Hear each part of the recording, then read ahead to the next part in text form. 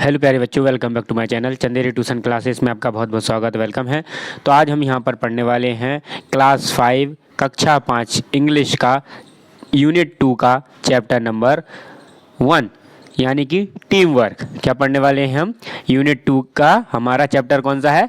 1 है और इसका नाम क्या है? Team work. अब टीम वर्क क्या है? इस चैप्टर में हम यहाँ पर पढ़ने वाले हैं बच्चों कि टीम वर्क क्या होता है। टीम वर्क यानी कि आप एक हो, अपने किसी ग्रुप के साथ, अपने बहुत सारे दोस्तों के साथ कुछ काम करो, कुछ खेलो, कुछ प्राप्त करो, है ना।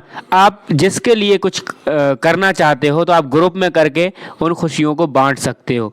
ये होता है आपका टीम वर्क। जैसे आपने कोई गेम खेला एक साथ और आपने जीत गए, तो जो आपने प्लेजर हुआ ना वो डिस्ट्रीब्यूट कर लिए, वो आपस में बांट लिया।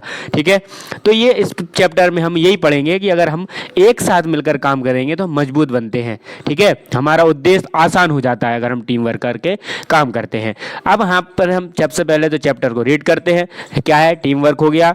Do you like to work and play with other? क्या तुम्हें पसंद है वर्क करना एंड प्ले खेलना, अदर दूसरों के साथ काम करना, मतलब अदर के साथ काम करना और खेलना, क्या आपको पसंद है? तो यहाँ पर देखो बच्चे क्या कर रहे हैं, बहुत अलग अलग गेम खेल रहे हैं। कोई कैप वाला गेम खेल रहा है ना, कोई बास्केटबॉल खेल रहा है यानी कि रिंग में बॉल को डाल रहा है। ठीक है, तो यहाँ पर अब पढ़ते हैं, हमारा चैप्टर यहाँ से स्टार्ट हो जाता है। क्या लिखा है? Let's sing and dance. हमें क्या करना है? इस कविता को गाते गाते गाना भी है और डांस भी करना है। ठीक है, मैं नहीं कर पाऊंगा, आपको करना है। तो क्या है? टीम वर्क यहाँ पर लिखा है together we can make our dream work. यानी कि हम अगर साथ साथ खेलते हैं। ड्रीम वर्क क्या कौन होता है हमारा? ड्रीम वर्क मतलब होता है हमारा जो भी हमारा सपना होता है, हमारे सपनों को साकार करना, ये कहलाता है मेक अवर ड्रीम वर्क। ठीक है, together we can make our dream work. अगर हम एक दूसरे के साथ खेलते हैं, मिलजुल कर हम खेलते हैं, तो हम अपने सपनों को साकार कर सकते हैं, यानी कि हम अपने सपनों को पा सकते हैं। ठीक है, ये हो गया। फिर क्या है हमारा कि देन वेल विल, यहाँ इसका क्या हो जाता है? देन वी हैव, इसको वी हैव भी पढ़ते हैं। We have share the joy of what we have done. फिर कौन आता है हमारा? फिर देखो देन, यहां पर पढ़ते हैं, इसको डबल एल लगाना है तो इसको हम विल पढ़ेंगे। तो we will share the joy and what have, इसको हम हैव पढ़ते हैं, एच वी होता है ना हैव, ये शॉर्ट में लिखा जाता है। तो वी हैव डन। क्या कहना चाह रहा है? ये कह रहा है कि तब हम we will share the joy, अगर हम खुशी को बांटते हैं, of what we have done. और क्या कहना चाह रहा है कि जब हम खुशी को बांटते हैं या तब हम खुश होंगे उस काम को देखकर जो हमने मिलकर किया है। ठीक है, अगर हम एक साथ कोई काम करते हैं तो फिर हम उसको खुशी को बांटते हैं हंसी खुशी करके, है ना, तो हमें बहुत खुशी होती है जब हम उस काम को पूरा करके खुशी पाते हैं। ठीक है, फिर क्या लिखा है? Team work everyone. क्या लिखा है? सभी मिलकर काम करें। टीम वर्क एवरीवन यानी वो कह रहा है कि सभी मिलकर काम करें। फर्स्ट स्टैंजा हो गया हमारा। अब सेकंड स्टैंजा में देखो क्या लिखा है कि it is fun to shoot the basketball through the hoop. Hoop कौन होता है? जो हम बास्केटबॉल को इसमें डालते हैं ना रिंग में, ये हुप होता है हमारा।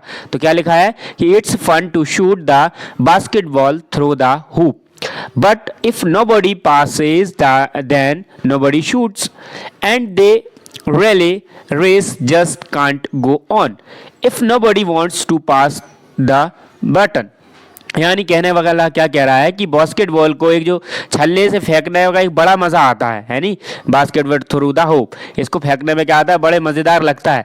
किंतु यदि एक खिलाड़ी आगे दूसरे खिलाड़ी को गेंद अगर नहीं बढ़ाए ना, है ना, क्या लिखा है? But nobody passes the nobody shoots. अगर कोई भी एक पास नहीं करे, एक बॉल को दूसरे खिलाड़ी तक नहीं पहुंचाए, अगर उसको नहीं मारे, कोई भी उसे मार नहीं सकता। अगर कोई मार ही नहीं सकता, अगर एक व्यक्ति उसको पकड़ लेता है, एक लड़का, और दूसरे की तरफ फेंकते ही नहीं है खिलाड़ी की साइड, तो क्या होगा? गेम ऑफ रहेगा, है ना। और रिले रेस भी जारी नहीं रह सकती। रिले रेस यानी एक दूसरे को आगे पीछे होना, है ना, फिर हराना, उसको रिले रेस कहते हैं, नहीं रह सकती यदि कोई खिलाड़ी बैटन को आगे बढ़ाना नहीं चाहे। ठीक है, अगर कोई बैटन को आगे नहीं बढ़ाना चाहे तो nobody wants to pass the, उसको पास नहीं करेगा। ये हमारा तीसरा स्टैंजा हो गया। तो आगे और इसके बाद अगला स्टैंजा है कि we are the parts that make up the whole.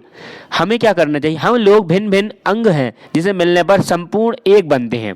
ठीक है। And we have got our eyes on the common goal, और हमारी आंखों के सामने एक ही लक्ष्य है।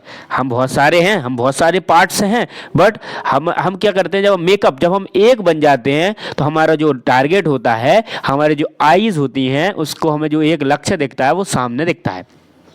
नेक्स्ट है कि sometimes it can be a big plus, कभी कभी ये हमें बहुत अच्छी हो सकती है। ये कभी कभी क्या होता है, जो हम एक साथ खेल रहे हैं, ये कभी कभी बिग भी हो सकती है, बड़ी भी हो सकती है।